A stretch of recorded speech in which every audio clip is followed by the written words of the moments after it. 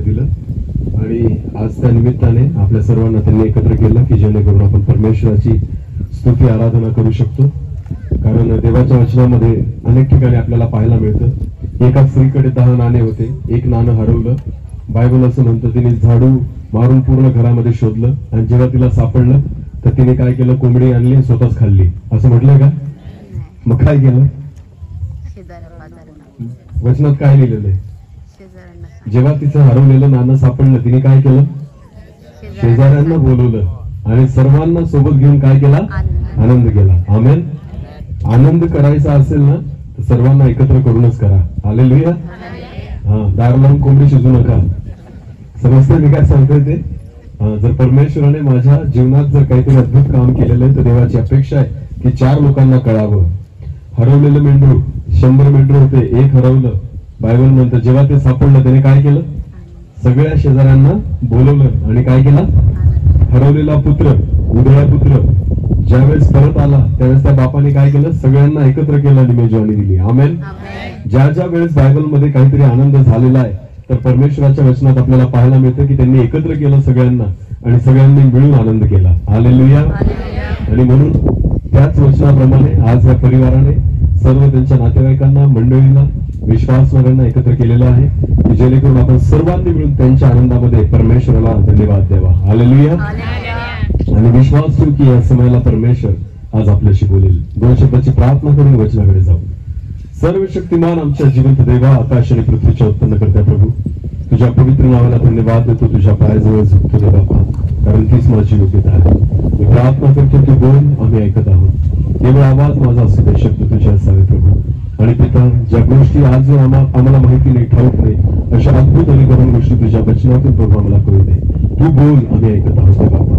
या संपूर्ण जागेला, प्रत्येकाच्या मनाला तू नियंत्रित कर येशूच्या नावाने. मला पवित्र आत्मा तू नियंत्रित कर. माझ्या मुखातून निघणारा प्रत्येक शब्द हा तुझ्या आत्म्याने प्रेरित असू दे. तू उंचावला जा, मी तुलाच गाजवावं ख्रिस्त असू दे. सर्व आदर, मान, महिमा, गौरव, सन्मान तुझा आहे, तुलाच देतो. प्रार्थना येशू प्रभू तुझ्या पवित्र आणि गुण नावाने मागितली. आमेन. एक वचन आपण वाचू. नीतिसूत्र याचा 24वा अध्याय. नीतिसूत्र याचा 24वा अध्याय आणि वचन 3 आपण वाचून घेऊ.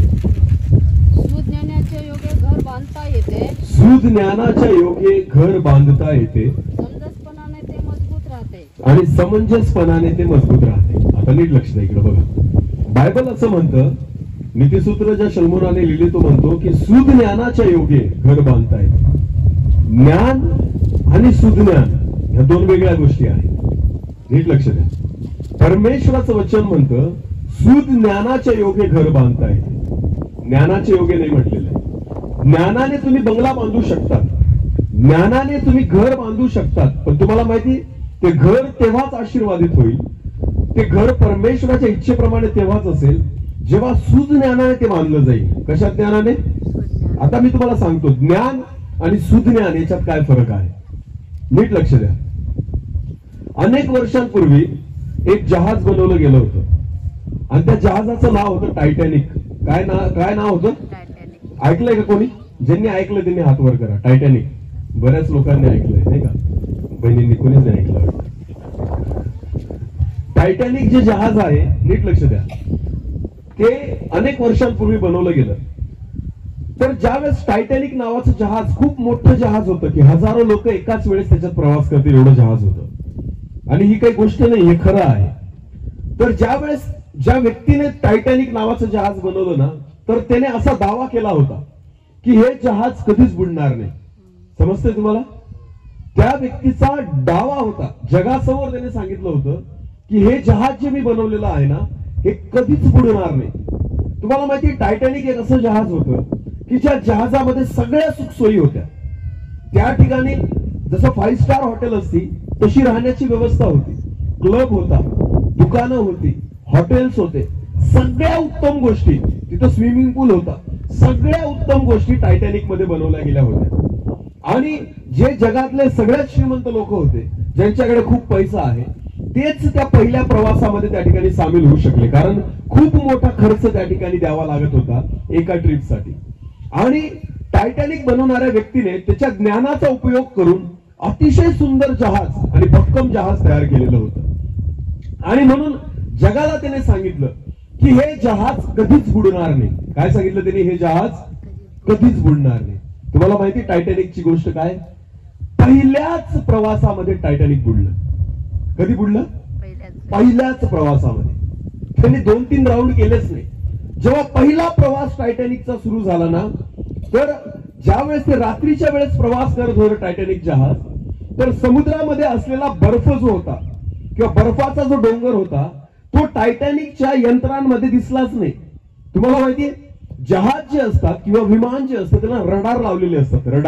रडार याचा अर्थ असा होतो की समोर एखादी वस्तू जर असेल ना तर अगोदरच ते सांगतं की पुढे काहीतरी आहे, एखादी टेकडी आहे, एखादा दगड आहे. कारण अंधारात तर काही दिसत नाही समोर काय पाण्यामध्ये, समुद्रामध्ये. मग अशा वेळेस ते रडार जे असतं, ते यंत्र जे असतं, जे मनुष्याने ज्ञानाने बनवलेलं आहे, त्या यंत्राचा वापर केला जातो आणि त्याच्याने समजतं की काही मीटर किंवा काही किलोमीटर अंतरावर एखादा दगड आहे का, एखादा टेकडी आहे का, किंवा ते जहाज कुठे ठोकलं जाईल का, पुढचं वातावरण कसं आहे, या सगळ्या गोष्टी त्या यंत्राच्या माध्यमातून समजतात. नीट लक्ष द्या. विमान पाहिलं? विमान आता मी गाडी चालवतो, आपण गाडी चालवतो, समजा गाडीचा लाईट रात्री ऑन केला तर समोर आपल्याला रस्ता दिसतो, बरोबर आहे ना? अचानक कुत्रा आलं तर आपण ब्रेक दाबतो, बरोबर आहे की नाही? हा, कारण आपल्या हातामध्ये आहे, आपल्याला रस्ता क्लिअर दिसतो, पाट्या दिसतात, इकडे वळायचंय, हा रस्ता नावापूरला चालला, हा पिंपळनेरला चालला, वाचतो आपण, त्या पद्धतीने गाडी चालवतो, बरोबर आहे ना?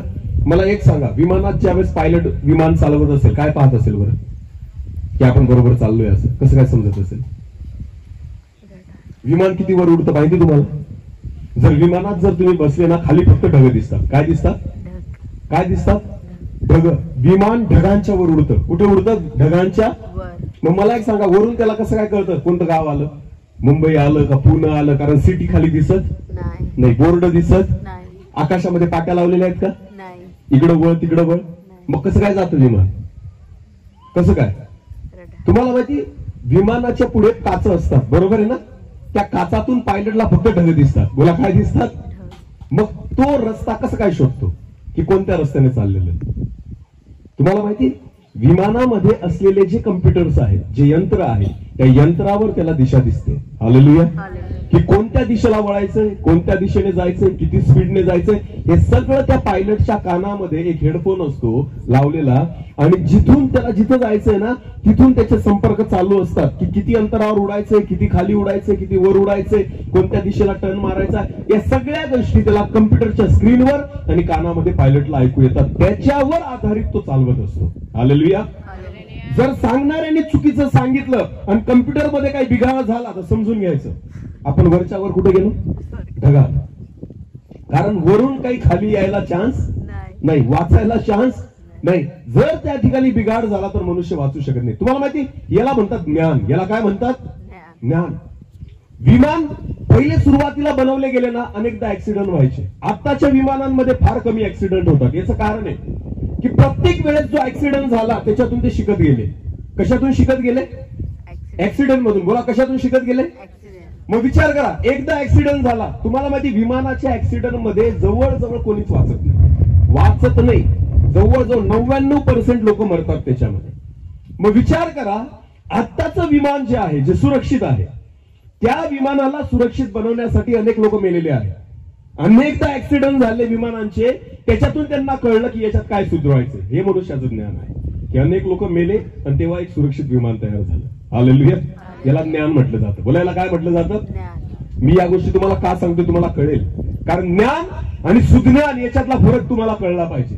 टायटॅनिक जहाज पहिल्यांदाच बुडलं, पहिल्याच प्रवासामध्ये बुडलं, कारण रात्रीच्या वेळेस समुद्रामध्ये असणारा बर्फ हा त्याला दिसला नाही आणि त्याला जाऊन ते जोरात आदळलं. त्याच्या यंत्रामध्ये त्या गोष्टी दिसल्या नाही आणि जो त्याचा मालक बनवणारा व्यक्ती जो ज्ञानी होता तो म्हणायचा की हे जहाज कधीच बुडणार नाही. ते जहाज पहिल्याच खेपेमध्ये बुडलं. हालेलुया. आणि बरेचसे लोक, शेकडो लोक त्याच्यामध्ये मेले. तुम्हाला माहिती हे मनुष्याचं ज्ञान आहे जो म्हणतो की असं होणार नाही. तुम्हाला माहिती परमेश्वराने नोहाला सांगितलं तारू बनव. परमेश्वराने कोणाला सांगितलं? नोहाला सांगितलं तारू बनव. आणि त्या तारू मध्ये कोण कोण राहणार होतं? नोहाच्या परिवारातले 8 लोक आणि त्याच्यानंतर सगळ्या जगात जेवढे प्राणी पक्षी आहेत त्या सगळ्यांच्या 2-2 जोड्या. हालेलुया. तुम्हाला माहिती मनुष्याने टायटॅनिक बनवण्याच्या अगोदरच परमेश्वराने नोहाद्वारे टायटॅनिक बनवलेलं होतं. हालेलुया. हालेलुया. त्यावेळेस नोहाने इंजिनिअरिंग केलेली नव्हती, नोहा कॉलेजला गेलेला नव्हता, नोहाने शिक्षण घेतलेलं नव्हतं. तुम्हाला माहितीये नोहाला कोणी सांगितलं कसं बनवायचं? देवाने. बोला बोला, कोणी सांगितलं कसं बनवायचं? परमेश्वर ज्या वेळेस तुम्हाला एखादी गोष्ट शिकवतो ना त्याला सुज्ञान म्हटलं जातं. बोला, त्याला काय म्हटलं जातं? नोहाचं तारू हे केवळ समुद्रामध्ये चालत नव्हतं, तर बायबल असं म्हणतं संपूर्ण सृष्टीवर जलप्रलय आला होता. बोला, काय आला होता? जलप्रलय. जलप्रलय कशाला म्हणतात तुम्हाला माहितीये? जर समजा तुमची नवापूरची नदी जर तिला पूर आला तर केवढ्या मोठ्याने वाहते. पाणी जर जास्त झालं तर त्याच्यामध्ये जहाज चालवता येईल का? त्याच्यामध्ये होडी चालवता येईल का? तुम्हाला माहिती नोहाचं तारू कशात चालत होतं? पाण्यात नाही, जलप्रलयात. बोला, कशात? जलप्रलय. विचार करा, जलप्रलय म्हणजे काय? ज्या पाण्याने सगळ्या सृष्टीला झाकून टाकलं, ज्या पाण्याने पर्वत बुडून गेले, ज्या पाण्याने झाडं झुडपं उखडले गेले, ज्या पाण्याने मोठमोठ्या बिल्डिंगा वाहून गेल्या, ज्या पाण्याने संपूर्ण सृष्टीचा नाश झाला. विचार करा ते पाणी कसं वाहत असेल आणि त्याच्यामध्ये काय टिकून आहे? नोहाचं तारू. तारू. बोला, त्याच्यामध्ये काय टिकून आहे? नोहाचं तारू. त्याला काही झालं? नाही. ते फुटलं? नाही. त्याला छिद्र पडलं? नाही. अनेक हजारो प्राणी त्या तारवामध्ये बसलेले आहेत, नोहाचा परिवार त्या तारवामध्ये बसलेला आहे, तरी सुद्धा ते सुरक्षित आहे. कारण ते कोणाच्या ज्ञानाने बनवलं गेलं? परमेश्वराचे. याला म्हणतात सुज्ञान. याला काय म्हणतात? बायबल म्हणतो सुज्ञानाच्या योगे घर बांधता येते. हालेलुया. हालेलुया. तुम्ही तुमच्या ज्ञानाने घर बांधा तर ते टिकणार नाही. तुम्ही तुमच्या ज्ञानाचा उपयोग करून तुमच्या घराला तयार कराल तर ते घर आशीर्वादित होणार नाही. पण ज्या वेळेस तुम्ही देवाकडून येणारं ज्ञान जे आहे ते स्वीकाराल ना त्यावेळेस तुमचं घर आशीर्वादित होईल. हालेलुया. त्यावेळेस तुमचा परिवार आशीर्वादित होईल, त्यावेळेस तुमचं घर भक्कम राहील. आणि देवाचं वचन म्हणतं सुज्ञानाच्या योगे घर बांधता येते. आमेन. हा फरक आहे माणसाच्या ज्ञानात आणि देवाच्या ज्ञानामध्ये. आमेन. देवाने नोहाला लाकडापासून सांगितलं कोणतं लाकूड वापरायचं. ओफीर लाकूड वापर. हालेलुया. हालेलुया. त्याला डांबर लाव. तोपर्यंत कोणालाच माहिती नव्हतं तारू कशाला म्हणतात, तोपर्यंत कोणालाच माहिती नव्हतं जहाज कशी दिसती. सगळं पहिल्यांदा होणार होतं. अरे टायटॅनिक जहाज बनवण्याच्या अगोदर अनेक जहाजा तयार झालेल्या होत्या, म्हणून त्या व्यक्तीने टायटॅनिक बनवली. पण नोहाने ज्यावेळेस तारू बनवलं तेव्हा एक पण जहाज तयार नव्हती. त्यांना माहितीच नव्हतं जहाज कशाला म्हणतात. तरी सुद्धा देवावर भरोसा ठेवून ज्यावेळेस नोहाने तारू बनवलं ना तर बायबल असं सांगतं सगळ्या सृष्टीचा नाश झाला, सगळं काही वाहून गेलं, तारू जसं तसं होतं. आमेन. आमेन. पाणी ओसरेपर्यंत तारवाला काही झालं नाही. सगळं पाणी आटेपर्यंत तारू जसंच्या तसं होतं. विचार करा किती दिवस पाऊस चालला? किती दिवस? 40 दिवस 40 रात्र. हालेलुया. हालेलुया. त्या पावसामध्ये वरून पण भिजतंय आणि खालून पण भिजतंय. पूर्णपणे त्याच्यावर आदळल्या जातात लाटा, पूर्णपणे पाण्याचा वर्षाव त्याच्यावर होतो. बायबल म्हणतं जमिनीतून पण झरे निघत होते आणि आकाशातून पण त्या ठिकाणी पावसाच्या धारा चाललेल्या होत्या. या सर्व प्रतिकूल परिस्थितीमध्ये नोहाला परमेश्वराने जे ज्ञान दिलेलं होतं ना त्याच्याद्वारे नोहाने जे तारू बनवलं ते टिकून होतं. हालेलुया. हालेलुया. हालेलुया. हालेलुया. आणि हे जे ज्ञान आहे ना हे मनुष्याचंच नाही, हेच म्हणतात, यालाच म्हणतात सुज्ञान. बोला, याला काय म्हणतात? सुज्ञान. हालेलुया. हालेलुया. चला एक वचन वाचू. करिंथकरास पत्र पहिले पत्र, करिंथकरास पहिले पत्र याचा पहिला अध्याय, करिंथकरास पहिले पत्र याचा पहिला अध्याय आणि वचन 19 पासून पुढे वाचू. 19 पासून पुढे. कारण मी ज्ञानांचे ज्ञान नष्ट करीन. परमेश्वर म्हणतो कारण मी ज्ञानांचे ज्ञान नष्ट करीन व बुद्धिमत्तांची बुद्धी व्यर्थ करीन. व बुद्धिमत्तांची बुद्धी व्यर्थ करीन. हालेलुया. हालेलुया. तुम्हाला माहिती परमेश्वर काय म्हणतो? जे स्वतःला खूप ज्ञानी समजतात ना, परमेश्वर म्हणतो मी या जगातल्या ज्ञानांचं ज्ञान नष्ट करीन आणि जे बुद्धिमत्तावाले लोक आहेत ना त्यांची बुद्धिमत्ता नष्ट करीन. का? पुढे काय म्हटलंय? ज्ञानी कोठे राहिला, ज्ञानी कोठे राहिला, शास्त्री कोठे राहिला, शास्त्री कोठे राहिला, या युगाचा वाद घालणारा कोठे या राहिला, युगातला वाद घालणारा कोठे राहिला. देवाने जगाचे ज्ञान मूर्खपणाचे बायबल ठरवले. म्हणतं देवाने जगाचे ज्ञान मूर्ख ठरवलेलं आहे. हालेलुया. हालेलुया. समजते का मी काय सांगतोय? आजकाल आपण घर बांधायचा प्रयत्न जगाच्या ज्ञानाने करतो. कोणत्या ज्ञानाने करतो? जगाच्या. चांगला आर्किटेक्ट पाहिजे, चांगला इंजिनियर पाहिजे, चांगला कारागीर पाहिजे, चांगलं त्याला अनुभव पाहिजे. हे कोणतं ज्ञान आहे मला सांगा? जगाचं का देवाचं? जगाचं. आपला भरोसा कोणाच्या ज्ञानावर आहे, देवाच्या का जगाच्या? जगाचे बायबल म्हणतं जगाचं ज्ञान देवाने काय ठरवलंय? मूर्खपणाचे. मूर्खपणाचे. हालेलुया. हालेलुया. विश्वासी लोकांनो नीट लक्ष द्या. तुम्ही घर बांधतात, तुम्ही काहीही काम करतात, जर तुम्ही तुमच्या ज्ञानावर अवलंबून राहत असाल, जगाच्या ज्ञानाचा उपयोग करत असाल, बायबल असं म्हणतं जगाचं ज्ञान परमेश्वराने मूर्खपणाचं ठरवलेलं आहे. हालेलुया. हालेलुया. परमेश्वरावर विश्वास ठेवणं, देवाकडून ज्ञान मागणं, याला सुज्ञान म्हटलं जातं. तुम्हाला माहितीये परमेश्वर म्हणतो जगाचं ज्ञान मी मूर्खपणाचं ठरवलं आहे. पुढे वाचा. कारण जग देवाच्या ज्ञानाने वेष्टीत असताही याच्या मागं कारण काय माहिती का? देवाला जगाच्या ज्ञानाचा वीट का आहे? का परमेश्वर विरोध करतो जगाच्या ज्ञानाला? देवाला आवडत नाही असतला भाग नाही. लक्षात घ्या. शिक्षण घेणं चुकीचं नाहीये, डॉक्टर बनणं चुकीचं नाहीये, इंजिनियर बनणं चुकीचं नाहीये, कॉलेजला जाणं चुकीचं नाहीये, शाळेमध्ये जाणं चुकीचं नाहीये. पण परमेश्वर काय या गोष्टीचा विरोध करतो? याच्या मागचं कारण आहे. देवाचं वचन म्हणतं कारण परत वाचा ते वचन. कारण जग देवाच्या ज्ञानाने कारण जग देवाच्या ज्ञानाने वेष्टीत असताना सुद्धा त्याला आपल्या ज्ञानाच्या योगाने त्याला आपल्या ज्ञानाच्या योगाने देवाला ओळखता आले नाही. देवाला ओळखता आले नाही. काय कामाचं तुमचं ज्ञान जर त्या ज्ञानाने तुम्ही देवाला ओळखू शकत नाही? हालेलुया. हालेलुया. मनुष्याने ज्ञानाने बऱ्याच गोष्टी ओळखायला शिकला मनुष्य. तुम्हाला माहितीये प्रत्येक मनुष्याचा ब्लड ग्रुप वेगळा आहे, रक्तगट वेगळा आहे. हालेलुया. हालेलुया. दवाखान्यात जा, एवढं थोडस रक्त काढतात, तिथे सुई टोचतात आणि काचेवर लावतात. पाहिलं असेल तुम्ही ना? आणि अशी वर बघतात, लगेच ते आपल्याला आपला ब्लड ग्रुप सांगून देतात. तुमचा ब्लड ग्रुप काय आहे? बरोबर आहे ना? मनुष्याला प्रत्येकाचं रक्त लाल असतं तरी सुद्धा ब्लड ग्रुप ओळखता येतो. हालेलुया. हालेलुया. कोणाचा ए, कोणाचा AB आहे, कोणाचा B पॉझिटिव्ह आहे, कोणाचा O पॉझिटिव्ह आहे, डॉक्टर लगेच सांगून देतात. तुम्हाला माहितीये देवाने दिलेलं ज्ञान आहे, त्याच्या योगाने तुम्ही तुमचे रक्तगट ओळखू शकतात. एवढंच नाही, तुमच्या रक्तात कोणता आजार आहे तो ओळखला जातो. एवढंच नाही, तुमच्या शरीरामध्ये कोणकोणते अवयव आहेत तुम्हाला माहितीये, कुठं बिघाड आहे तुम्ही ओळखू शकतात. सगळ्या गोष्टी मनुष्याने शोध लावला. जे ज्ञान देवाने दिलेलं आहे त्याच्या योगे. पण तुम्हाला माहितीये त्याच ज्ञानाच्या योगे त्याला परमेश्वर सापडला नाही. हालेलुया.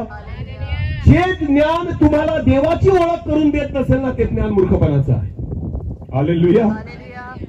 तुम्ही कितीही बुद्धिमान असा, तुम्ही कितीही त्या ठिकाणी शिकलेले असा, तुमच्याकडे कितीही बुद्धिमत्ता असो, कितीही अनुभव असो, पण तुमची बुद्धिमत्ता, तुमचं ज्ञान जर तुम्हाला देवापर्यंत घेऊन जात नसेल तर ते मूर्खपणाचं आहे. हालेलुया. हालेलुया. हालेलुया. हालेलुया. समजते का मी काय सांगतोय ते? जर तुमचं ज्ञान, त्या ज्ञानाने तुम्ही देवाला ओळखू शकत नसाल ना, तर ते ज्ञान देवाच्या दृष्टीने काय आहे? मूर्खपणा. तू सगळं जग मिळवलं आणि स्वतःच्या जीवाचा नाश केला तर तुला काय काय लाभ? तुमच्या ज्ञानाने तुम्ही पैसा मिळवू शकता, तुमच्या ज्ञानाने तुम्ही वस्तू. एक ते वचन वाचा बरं परत एकदा. नीतिसूत्र याचा 24वा अध्याय जे आपण वाचलं ना, नीतिसूत्र 24 आणि 4 वचन वाचा बरं. ज्ञानाच्या योगे परत पहिले 3 वाचा मग 4 वाचा. सुज्ञानाच्या योगे सुज्ञानाच्या योगे घर बांधता येते, समंजसपणाने ते मजबूत होते. ज्ञानाच्या योगे आता पुढे काय म्हटलंय बघा. ज्ञानाच्या योगे त्याच्या खोल्या सर्व प्रकारच्या मोलवान व मनोरम वस्तूंनी भरून जातात. हालेलुया. हालेलुया. वस्तू घेण्यासाठी ज्ञान पुरेसं आहे, पण घर आशीर्वादित होण्यासाठी सुज्ञान पाहिजे. आमेन. आमेन. टीव्ही घेण्यासाठी देवाचं ज्ञान नाही लागत, वॉशिंग मशीन घेण्यासाठी देवाच्या ज्ञानाची गरज नाही, घरातल्या वस्तू सोफा सेट घेण्यासाठी देवाच्या ज्ञानाची गरज नाही. समजतं मी काय सांगतो? पण घरात शांती पाहिजे, कोणाच्या ज्ञानाची गरज आहे? देवाची. अरे बोला. घरात प्रेम पाहिजे, कोणाची गरज आहे? बोला ना. टीव्ही विकत घेऊ शकता, प्रेम घेऊ शकता का विकत? नाही. वॉशिंग मशीन घेऊ शकता, शांती विकत घेऊ शकता? नाही. समजतंय का? हो. मोबाईल विकत घेऊ शकता, आरोग्य विकत घेऊ शकता? नाही. नाही. ज्या गोष्टी विकत घेता येतात त्या तुमच्या ज्ञानाच्या आहेत, पण ज्या विकत घेता येत नाही त्या परमेश्वराकडून आहेत. आमेन. आमेन. आणि घर वस्तूंनी आशीर्वादित होत नाही, घर देवाकडून येणाऱ्या गोष्टींनी आशीर्वादित होतं. आमेन. आणि त्याच्यासाठी ज्ञानाची गरज नाही, त्याच्यासाठी सुज्ञानाची गरज आहे. बोला कसली गरज आहे? सुज्ञानाची. हालेलुया. हालेलुया. ज्ञान तुम्ही मिळवू शकता, सुज्ञान केवळ परमेश्वर देतो. हालेलुया. हालेलुया. एक घर कसं असावं, घरातले संबंध कसे असावे, एकमेकांवर प्रेम कसं करावं, घरामध्ये शांती कशी असावी, घरात वातावरण कसं असावं, या सगळ्या गोष्टी देव शिकवतो. बोला कोण शिकवतो? देव शिकवतो. हा, आपण तर सगळा बाहेरचा कचरा घरात घेऊन येतो. हा, 60,000 देऊन टीव्ही आणला, काय झालं? घरात शांती आली? घरात आनंद आला? घर आशीर्वादित झालं? उलट कटकट सुरू झाली सकाळपासून संध्याकाळपर्यंत. आतापर्यंत शांती होती, आता ते डबडं लावलं, आता सकाळपासून संध्याकाळपर्यंत कट कट कट कट चालू आहे की नाही? अरे बोला, आहे की नाही? हो. मग विकत काय आणली तुम्ही? शांती का अशांती? अशांती. बोला बोला, काय आणली? अशांती. अशांती. स्वतःच जाऊन विकत, हे तुमचं ज्ञान आहे. हालेलुया. हे कोणाचं ज्ञान आहे? मनुष्याचं. मनुष्य घर बांधताना विचार करतो की तो हॉल जो आहे ना, त्या हॉल मध्ये मी काय ठेवेल? बोला, काय ठेवेल? टीव्ही. म्हणजे अशांती कुठे ठेवायची हे पहिलेच योजना केलेली असते. हालेलुया. माझ्या घरात अशांतीला कुठे ठेवायचं याच्यासाठी मी खर्च करतो. टीव्ही कॅबिनेट बनवून 2 लाख रुपये खर्च करतो फर्निचर बनवायला. कशाला अटकवायचंय तिथं? कोणाला अटकवायचंय तिथं? अरे बोला, टीव्हीला. अशांती कुठे ठेवायची याची किती काळजी आपल्याला. हालेलुया. कशाला घरात शांती येईल मला सांगा? कशाला घरात शांती येईल? हे तुमचं ज्ञान आहे. विकत अशांती घेऊन येतात घरात. हा, विकत कटकट आणतात घरामध्ये. समजतंय तुम्हाला? हा, परमेश्वराची शांती विकत घ्यावी लागते का? अरे बोला, घ्यावी लागते का? नाही. परमेश्वराचं प्रेम विकत घ्यावं लागतं? नाही. देवाचा आनंद विकत घ्यावा लागतो? नाही. सगळं कसं मिळतं? फुकट. बोला बोला, कसं मिळतं? फुकट. पण फुकटचं आम्हाला चालत नाही. फुकटचं आम्हाला चालत नाही. आम्हाला कसलं चालतं? विकत.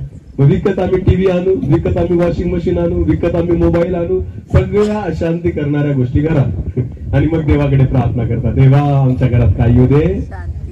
अरे मूर्खा, तू विकत घेऊन आला अशांती आणि देवाकडे कशाला शांती मागतोय? ज्या गोष्टी अशांतता निर्माण करणाऱ्या पहिले त्या बाहेर काढ, आपोआप घरात काय येईल? शांती. हालेलुया. टीव्ही साठी जागा आहे, देवासाठी जागा आहे का आपल्या घरामध्ये? प्रार्थनेचा रूम सांगा मला. प्रार्थनेची खोली आहे आपल्या घरामध्ये? नाही. आपल्या घरामध्ये डायनिंग हॉल आहे, आपल्या घरामध्ये बैठक हॉल आहे, आपल्या घरामध्ये बेडरूम आहे, आपल्या घरामध्ये किचन आहे, आपल्या घरामध्ये कोठार रूम आहे. म्हणजे काय? जिथं साहित्य जे न कामाचे बिनकामाचे ते सगळं ठेवण्यासाठी सुद्धा रूम आहे. पण कोणासाठी घर, कोणासाठी जागा नाही? देवासाठी. बोला बोला, कोणासाठी जागा नाही? तुम्हाला माहितीये, कुठेही प्रार्थना नाही केली जात, देवासाठी एक जागा असली पाहिजे. आमेन. परमेश्वर जिथं तुमची वाट पाहतो. हालेलुया. तोंड घेऊन कुठं पण नाही बसायचं प्रार्थनेला. परमेश्वरासाठी एक जागा पाहिजे आपल्या घरामध्ये. आमेन. की जिथं फक्त देवासाठी स्थान आहे. हालेलुया. आमच्या घरी सुद्धा एक खोली आहे जिथं आम्ही फक्त प्रार्थना करतो. आमेन. ती जागा फक्त प्रार्थनेसाठी आहे, बाकी कशासाठी? प्रत्येकाच्या घरात अशी जागा असली पाहिजे. तुमच्या घरात टीव्हीला जागा आहे, तुमच्या घरात वॉशिंग मशीनला जागा आहे, तुमच्या घरात इतर सगळ्या वस्तूंसाठी जागा आहे. फक्त कोणासाठी जागा नाही? देवासाठी. बोला बोला, कोणासाठी जागा नाही? देवासाठी. तुम्हाला माहिती याचं कारण काय? का अशा गोष्टी होतात? कारण तुम्ही घर तुमच्या ज्ञानाने बांधलं. बोला, कशाने बांधलं? ज्ञानाने बांधलं. सुज्ञानाने जर घर बांधाल ना, तर पहिली जागा कोणाचा विचार कराल? देवाची. पहिली जागा कोणाचा विचार कराल? देवाचा. हालेलुया. तुमच्या घरामध्ये सगळ्यांसाठी जागा आहे, पण देवासाठी जागा नाही. या माझ्या मुलाचा रूम, हा माझ्या मुलीचा रूम, हा आमचा रूम, हा त्याचा रूम, तो त्याचा रूम, देवाचा कुठेच. आणि म्हणतात प्रार्थना करा, आमचं घर देवाला समर्पण करणं काय असतं माहिती तुम्हाला? घराचं समर्पण देवाला करणं म्हणजे काय माहिती? देवा, हे घर कोणाचं आहे? बोला बोला, कोणाचं आहे? तुझं आहे. तुझं आहे. परमेश्वराला खूप बरं वाटतं पहिल्या दिवशी, अरे मला देऊन टाकलं रे घर. आणि दुसऱ्या दिवशी पासून प्रभू पाहतो सकाळीच टीव्ही चालू. प्रार्थना कोणी केली नाही, वचन कोणी वाचलं, एक गाणं सुद्धा कधी कोणी म्हणत नाही. आणि देवाला म्हटलं पहिल्या दिवशी घर कोणाचं आहे? तुझं. आणि तूच बघ टीव्ही, त्याच्यात तुला आवडेल तो पिक्चर बघ, तुला आवडेल ती सिरियल बघ, एकमेकांना भांडा, एकमेकांना लाता बुक्क्यांनी मारा, शिव्या द्या, सगळ्या गोष्टी करा, सगळं पटेल ते तुमचं असतं. आणि देवाला म्हणतात घर कोणाचं आहे? अरे बोला, कोणाचं आहे? अरे बोला. हालेलुया. नावं ठेवतात लोक घराला. यरुशलेम, शहरी भागात जा तुम्ही, घराची नावं काय काय असतात? यरुशलेम, बेथेल, बेथलेहेम, इतके सुंदर, शारोन, सियोन घराचे नाव.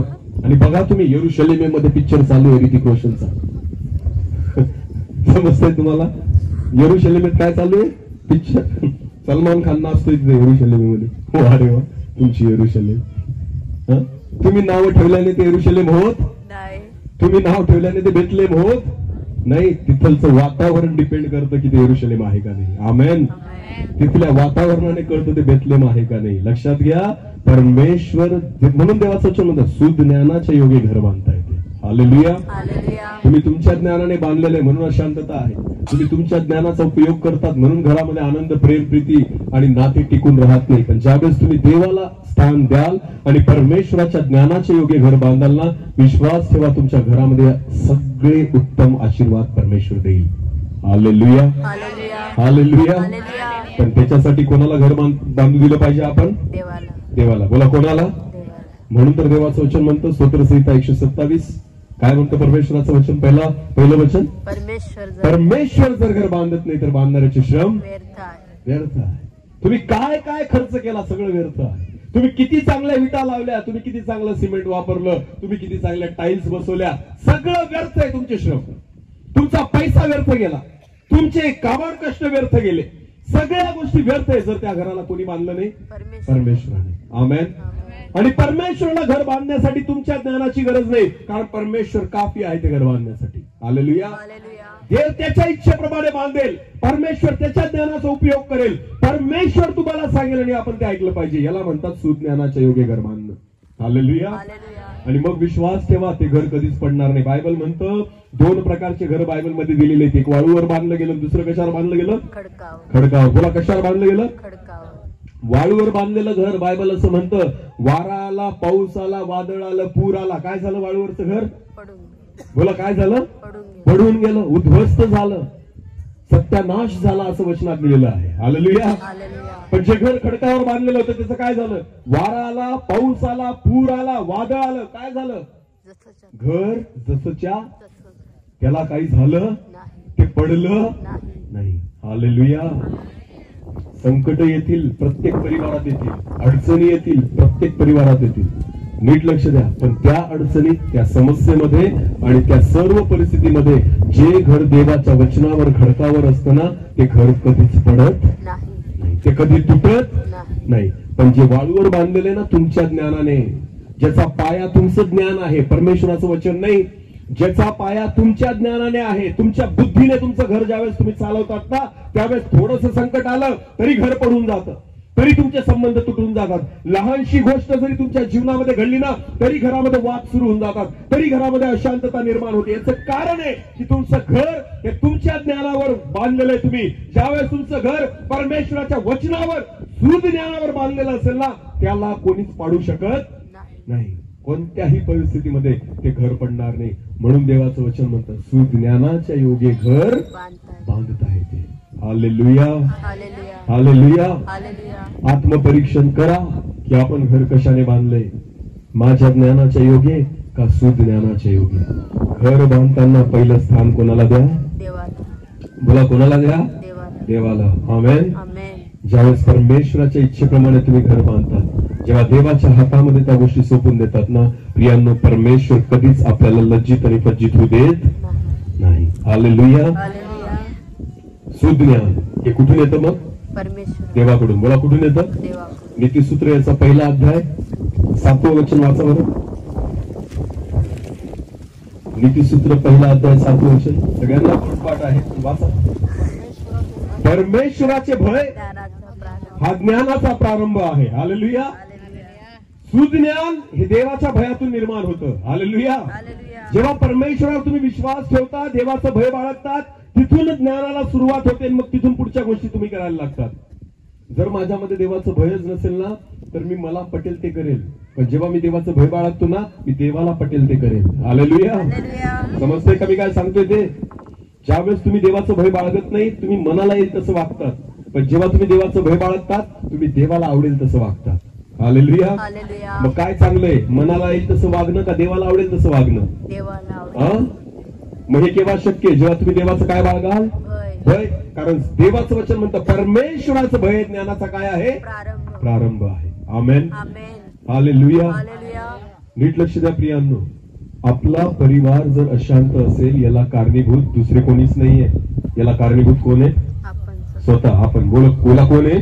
स्वतः. सैतानाने असं केलं, कोणीतरी करणी केली, कोणीतरी बाहेरचं केलं. कशाला बाहेरचं केलं? तूच मोठा सैतान आहे. काही कोणी करणी केली नाही आणि काही कोणी बाहेरचं करायला रिकाम नाही. तुमच्यातच सैतान बसलेला आहे. कारण जागा, बायबल म्हणतं सैतानाला जागा देऊ. नको. जागा कोण देतं? अरे बोला, कोण देतं? टीव्हीला जागा कोणी दिली? अरे बोला ना, सैतानाने ना. 60,000चा टीव्ही सैतान घेऊन आला. अरे बोला, 350चं 400चं रिचार्ज सैतान मारून देतो तुम्हाला. नाही.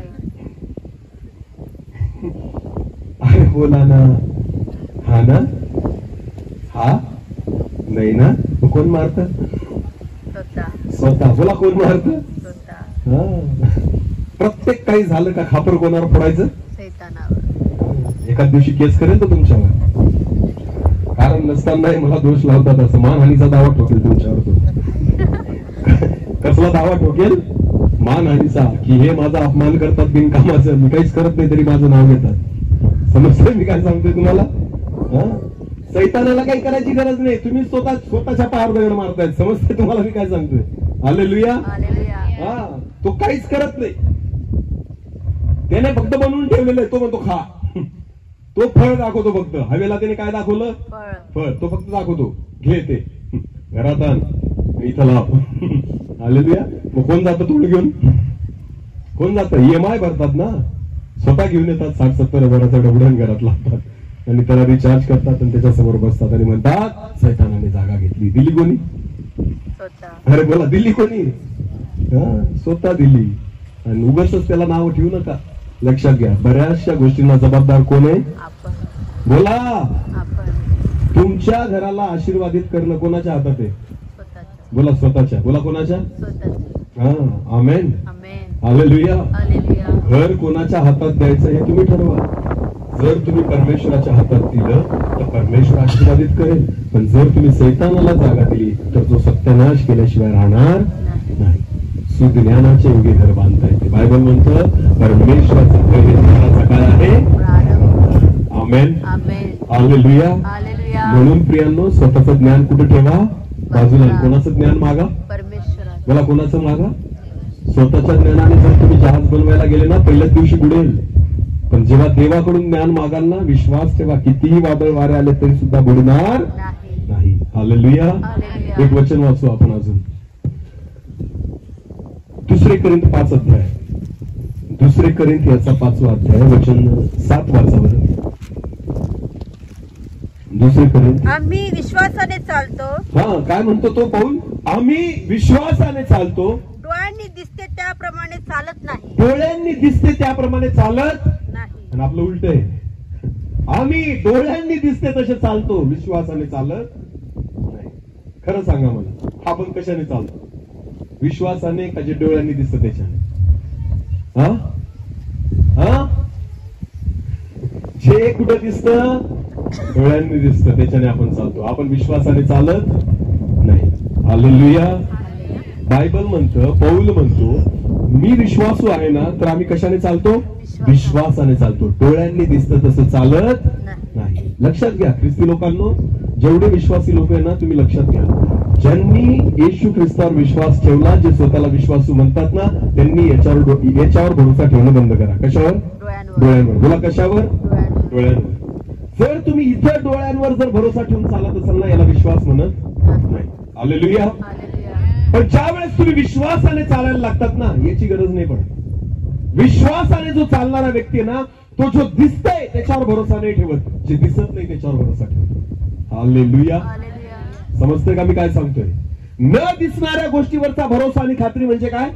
विश्वास. इब्री लोकांपत्र 11 अध्याय 1 वचन.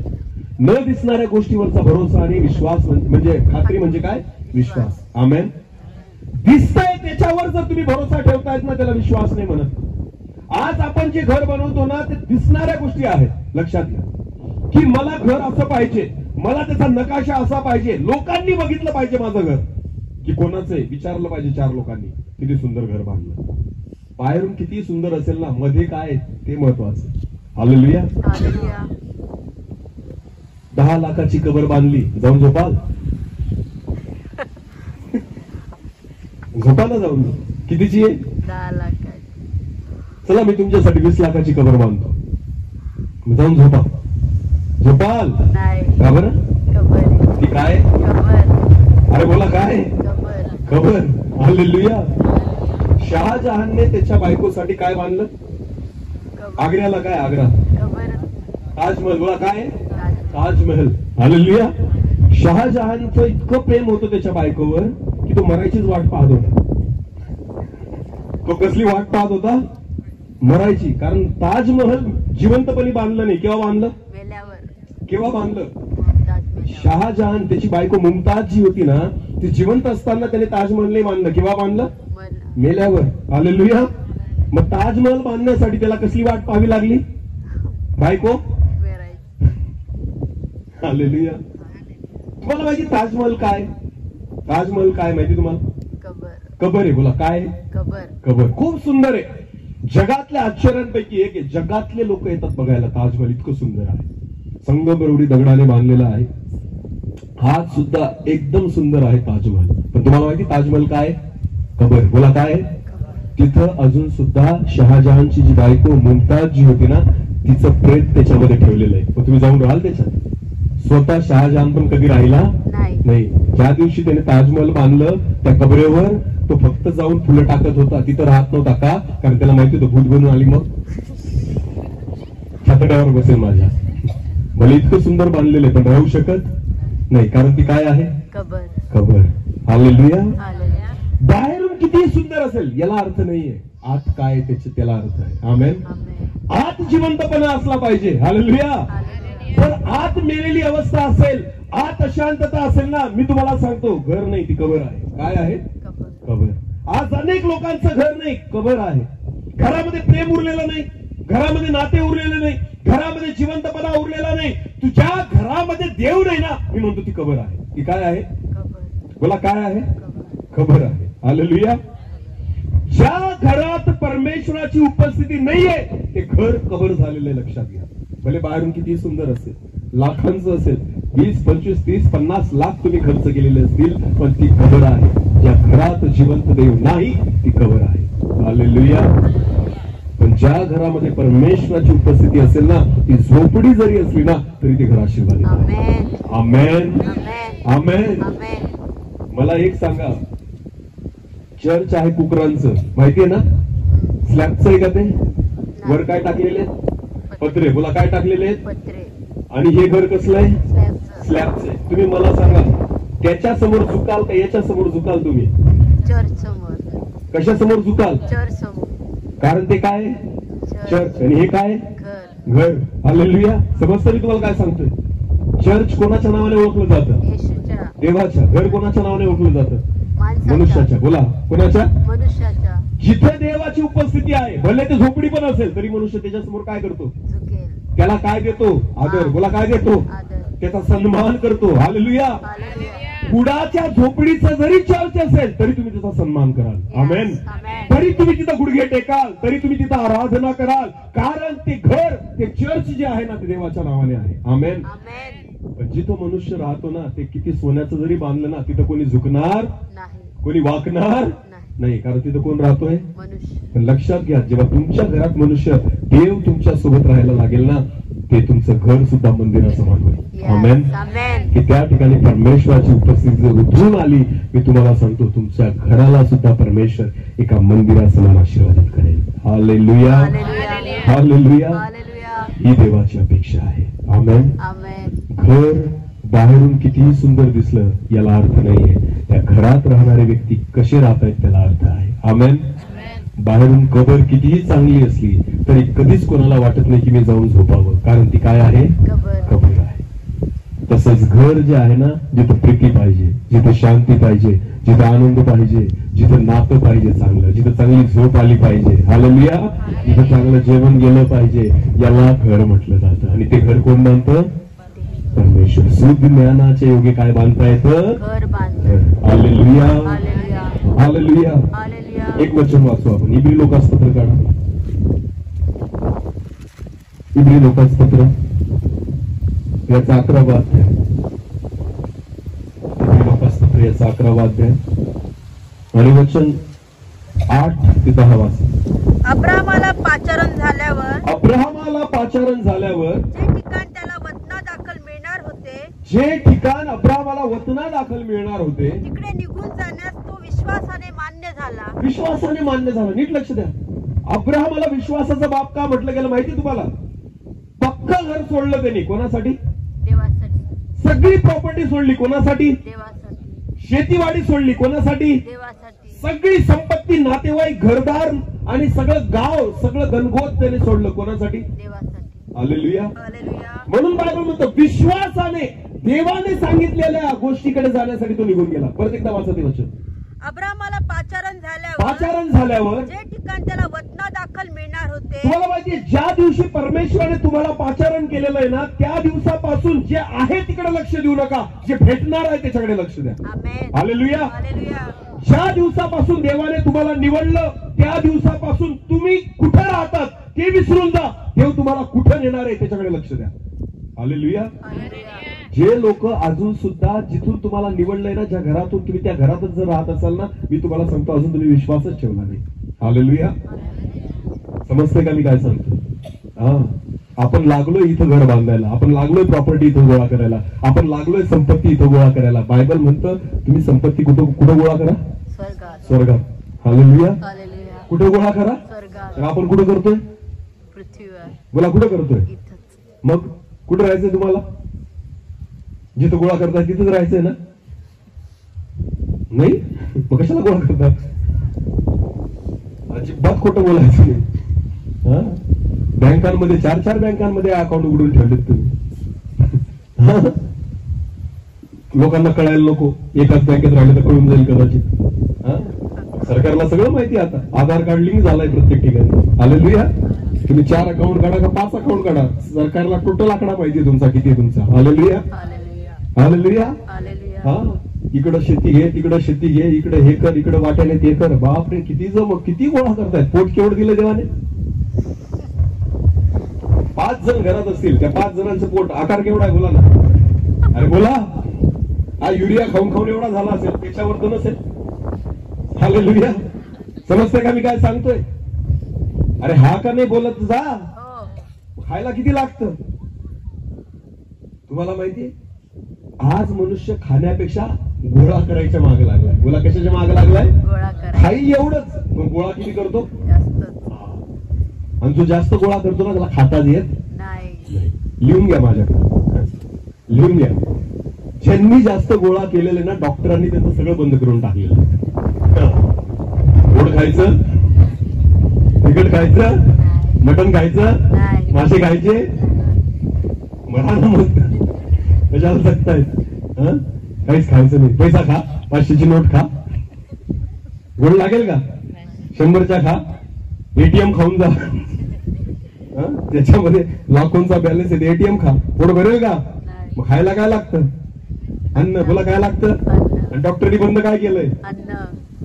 चारा खा, कडबा खा. आता नाहीच काही तर ते गाई म्हशी खातात ती ढेप खा. हा, त्याच्यात तेल पण राहत नाही, मीठ पण राहत नाही, मग ढेप खाऊन जगा. आता काय दिवस आले तुमचे. करा, अजून गोळा करा ना, अजून गोळा करा. जेवढं जास्त गोळा करा तेवढं परमेश्वर तुमचं तोंड बंद करेल. हौस देणार नाही तू. हालेलुया.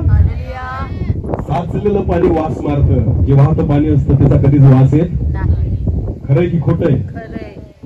हालेलुया. नदीमध्ये जर वाहतं पाणी असेल ना तर स्वच्छ असतं, पण जर साठलेलं पाणी असेल काय यायला लागतो त्याचा? तुमचा जर पैसा साठून राहिलेला असेल ना, तुमची संपत्ती तुमच्या लेकरांसाठी तुम्ही साठवून ठेवलेली ना, मी तुम्हाला विश्वासाने सांगतो एक दिवस येईल तिचा वास यायला लागेल लोकांना. समजतं मी काय सांगतोय? तो पैसा तुम्हाला वाचू शकत नाही, तो तुम्हाला तृप्त करू शकत नाही. आज तुम्ही जे धन साठवतायत ना, कुठं साठवतायत? या जगात, या पृथ्वीवर. बायबल म्हणतं कुठं साठवा? बोला कुठं साठवा? इथं साठवायचं कसं आम्हाला माहिती, तिथं कसं साठवायचं माहिती. अजून आमचं अकाउंट पण ओपन झालं. स्वर्गात गेल्यावर का भीक मागाल? सांगा ना, हा पैसा तर तिथं जाणार? हा जाईल का? नाही सोनं जाईल का? नाही चांदी जाईल का? तुमचाच नवरा काढून घेईल तुमचं मंगळसूत्र मेल्यावर. मग बसा बोंबलं. हा, जर तुम्ही मेला पहिले तर तो काढेल, आणि तो मेला तर तुम्ही अंगठ्या काढा. पण सोबत जाणार नाही नाही. 1 रुपया बी. किती हुशार असतात लोक, मेल्यावर रुपये टाकतात, 1-1 रुपये. काही तर ते नाणे शोधून आणतात जे चालत. नाही आता ते कुठे फेकतात मला ते पण नाही माहिती, पण बरोबर शोधून आणतात. जे चालत नाही ना ते फेकतात लोक. हालेलुया. इतके तर हुशार आहेत माणसं. कळतंय का मी काय सांगतोय ते? हालेलुया. हालेलुया. जिवंत होता तर रेमंडचे कपडे घालायचा, मेल्यानंतर कोणता आणता बघा तुम्ही. 200 मीटर 200 रुपये, 100 रुपये मीटरवाला कापड घेऊन येतात शिवून तुम्हाला अंगावर टाकायला, आणि देतात पुढून. आणि आयुष्यभर काय करत होता? बोला बरं, काय करत होता? गोळा वर जाऊन भीक मागाल जर काहीच कमवलं नाही तर. वर बायबल म्हणतं संपत्ती कुठं साठवा? स्वर्गात स्वर्गात. बोला कुठं साठवा? स्वर्गात मग कामं कुठं करावे लागतील? पृथ्वीवर कुठं करावं लागतील? कोणासाठी? देवासाठी बोला कोणासाठी? आणि आपण कोणासाठी करतोय? स्वतःसाठी स्वतःसाठी आणि पोटासाठी, म्हणून पोटच वाढतंय. हालेलुया. खरा काहीतरी गोळा प्रियांनो, नाही तर तिथं भीक मागाल. मी खरं सांगतो तुम्हाला, हे काहीतरी चांगलं काम करा प्रभूसाठी. गरीबाला मदत केली ना तरी तुमच्या नावाने तिथं जमा होईल. हालेलुया. हालेलुया. एखाद्या विधवेला मदत केली तरी तुमच्या नावाने जमा होईल. समजतं मी काय सांगतोय? एखाद्या अनाथाला कधी कपडे घेऊन दिले ना तरी तुमच्या नावाने जमा होईल.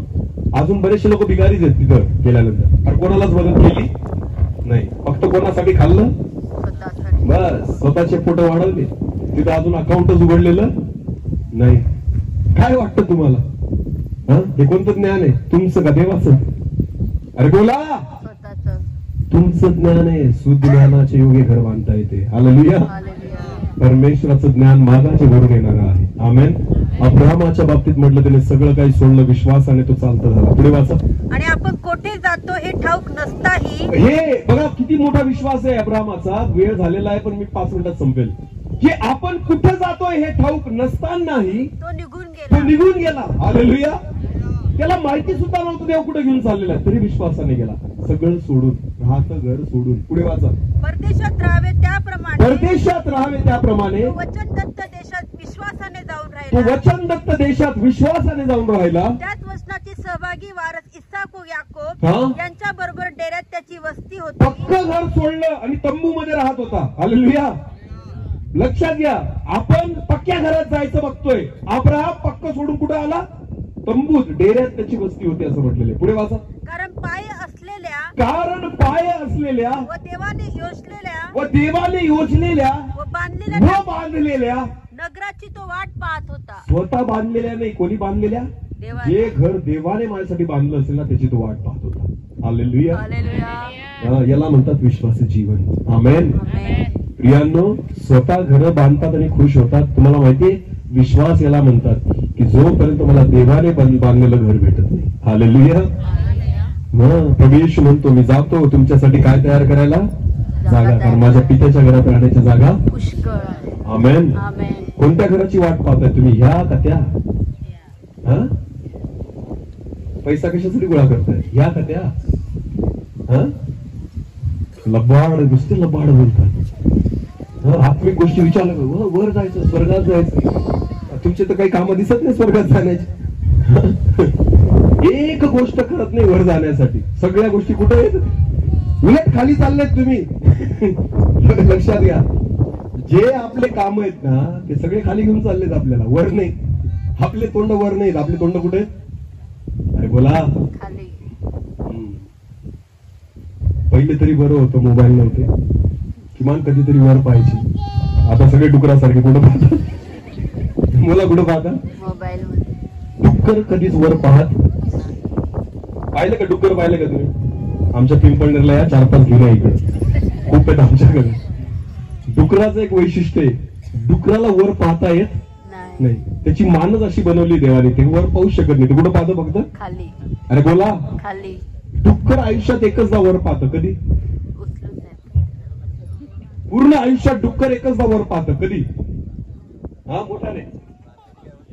काय घेऊन जातात, कसं घेऊन जातात, बांधून घेऊन जातात. कसे घेऊन जातात, चारी तंगडेवर आणि काठीला बांधून घेऊन जातात. कुठे घेऊन चालले त्याला, मारायला. कुठे घेऊन चालले त्याला. तेव्हा काय दिसतं, आकाश तोपर्यंत वर पाहिलं नाही. पण जेव्हा तंगड्या बांधून आता याला कुठे घेऊन चालले, तेव्हा तो विचार करतो, बापरे हे पण होतं का.